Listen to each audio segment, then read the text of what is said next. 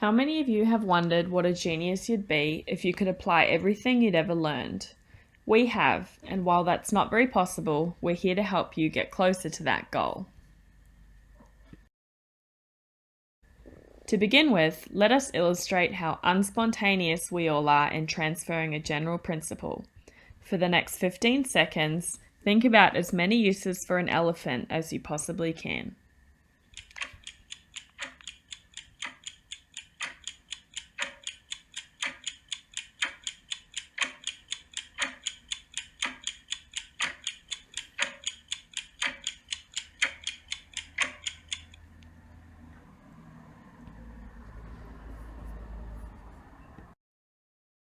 Now, let us remind you of an elephant story.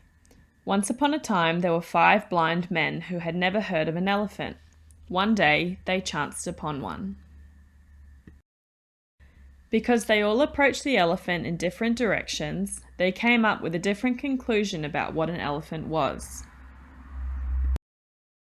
Now, try again and think of as many uses of an elephant as you possibly can in the next 15 seconds.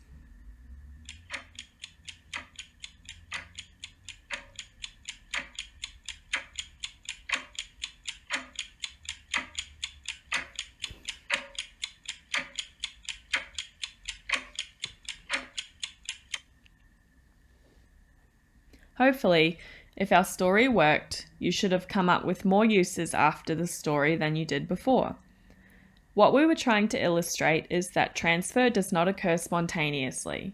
So, how can we get students to transfer a general principle or heuristic? First, make sure the context where students learn a principle is similar to the context where they're supposed to transfer the principle.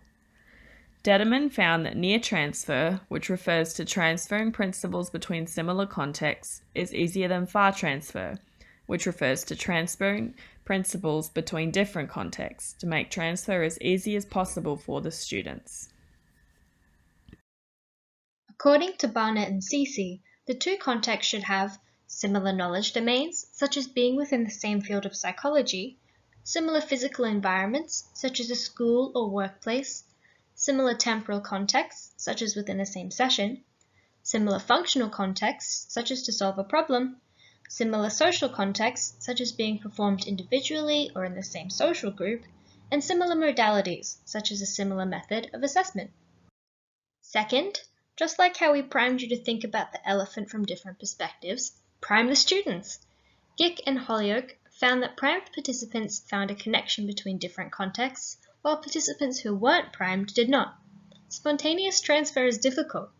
So, if you want students to transfer a principle, prime them by asking about similarities between the context where they learn the principle and the context where they have to transfer the principle.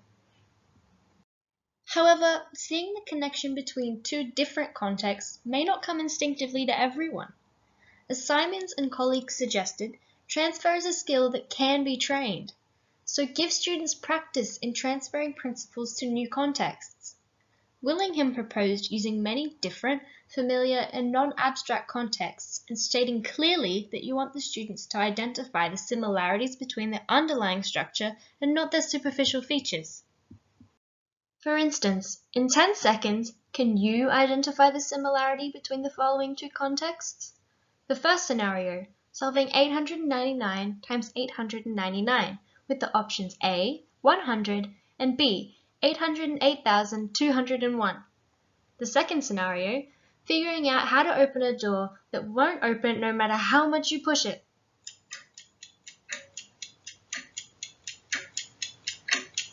Five, 4, 3, 2, 1. Willingham found that the more students practiced, the higher the likelihood of them transferring an underlying principle to a future scenario. So go ahead and practice. Finally, persuade your students. Tell them the more they practice transfer, the more developed their strategic approach to questions will be, and the closer they can get to being geniuses who can apply everything they'd ever learned. Thank you for listening, and we are Sarah Yu, Jaslyn Lim, Michaela Hancock, and Brittany Curtin.